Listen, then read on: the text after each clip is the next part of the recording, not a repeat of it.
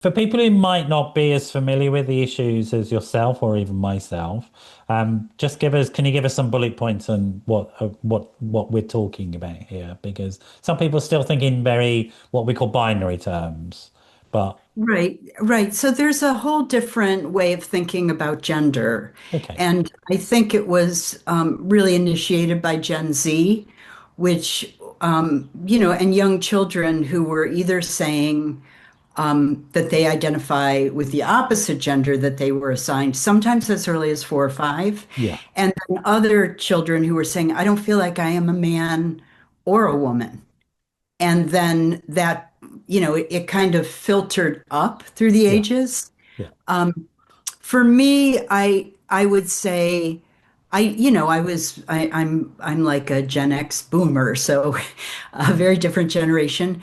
But I can say from birth, I had so many gender non-conforming behaviors and yeah, expressions sure, that I just wasn't ever like, we would have said tomboy, sure, you know, androgynous sometimes, but I just didn't ever act like a girl. yeah, And nor did I really act like a boy. yeah, And I don't like to say that I'm a mix. I like to say I'm fey, which is something altogether different, right? yeah, Instead of even a line is a binary. So we don't just have male on one side, female on the yeah, other, with a lot of different iterations in between. I think we have a constellation of genders. yeah. And I exist in the galaxy of genders, you And know. the science bears that out. I mean, there are 32 biological sexes currently, four distinct at chromosomal level, and 96 markers of gender genetically. So it's sort of like it is a much more complex and always has been much more complex than people have acknowledged up until recently. And with the sort of absolute courage of people to come out and say, hang on, there's something wrong here. Doesn't fit me, or I don't fit it. Whatever it is, there's no fit. And so people have been incredibly courageous, as far as I can say. Recently, the British Medical Association, which is the union for doctors here, challenged some of the laws in the UK, saying that they're scientific nonsense. So some of the That's binary. amazing. Yeah. There was a recent ruling by the Human Rights Commission about some law that Parliament passed saying it's scientifically illiterate, is what they said. Sort of like because it reinforces this notion of binary biology, and we've known for a long time binary biology is nonsense. It doesn't exist. So, um, And I mean, I can say, um, that my own personal experience, sure, in terms of my body, I had a lot of body hair. I yeah, am a mesomorph. I develop muscles very easily. I'm yeah, strong, I'm athletic. These are not, I think that it would bear out what you're saying, which sure, is sure. the science. It's a spectrum of experience and biology, and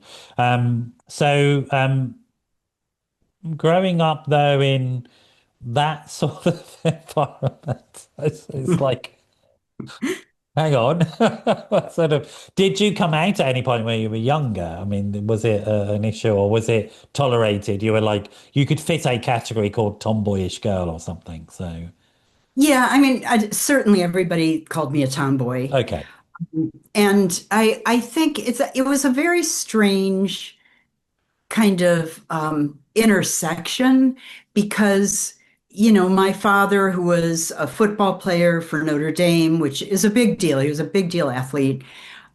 I was so much more athletic than my brothers. And and my father, he would take me, and I have a brother who's my Irish twin, right? 13 months younger than I am. sure, He'd take us both out in the field and teach us football or whatever. Um, and my brother was kind of timid and scared, and I loved it. And so on the weekends, my father took me to American football games, and he, on one hand, really enjoyed and encouraged who I naturally was. yeah, And on the other hand, he was totally misogynist. yeah, So when I got a little bit older and I said, "Well, I'm going to be a football player when I grow up," and he said, "Well, you'll have to get brass breastplates." And, like you're never going to be able to do that. And of Yeah, course, now there are football leagues for different genders. But absolutely. yeah, Absolutely. so it was a very weird kind of conflict. And um, I think for my father, me being a tomboy was a big plus. For my mother, it was a big minus. Right. And and I stood out in other ways in school and I was bullied. Yeah. So it wasn't just like that kind of presentation.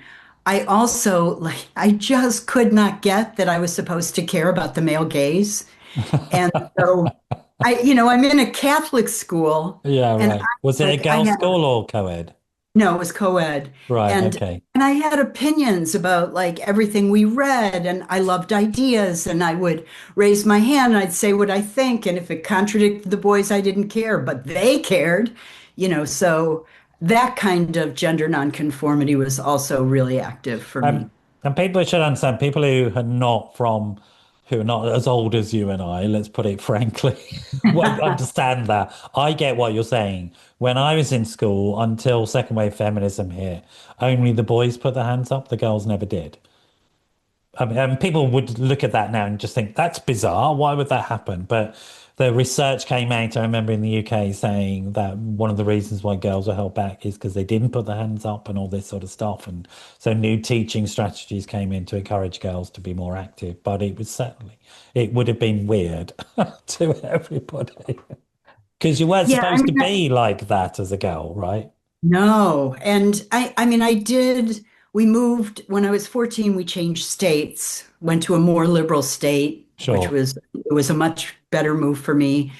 And my parents sent me to an all girls Catholic school. I say 2,999 girls and me.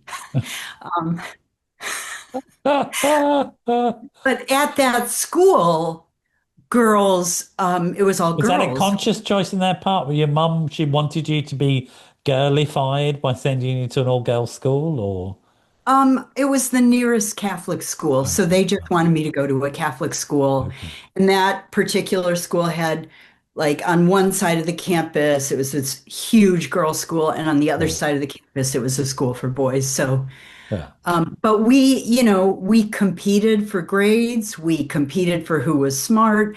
Like, there was a way, there's Catholic school has so many downsides, Yeah. but I was like, thank whatever, whoever, that I ended up in a place where I could be openly smart, you Yeah, know. I mean, to switch to a binary sort of terminology for a short time, there's plenty of evidence that girls-only schools are good for girls in many ways.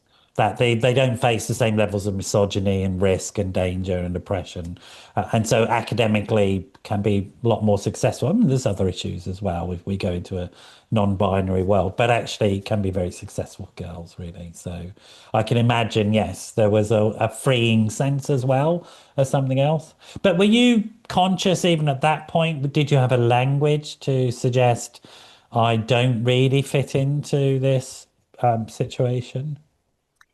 I didn't have language, Right. but I knew that I felt like I didn't fit in. Okay. And that it was really and this is a pattern that has continued throughout my life. I am a person, I know a ton of people, but I like to be close to about three. Yeah. Like 3 to 5 people is about what Sure. I can and I like to be really intimate with who I'm intimate with. Okay. I want to know each other fully. So in high school, I always had a best friend and then a couple of other really close friends. Sure. And I started working when I was 16 at a fast food restaurant. Yeah. And I was like, the people that worked there had graduated from high school and they were hippies.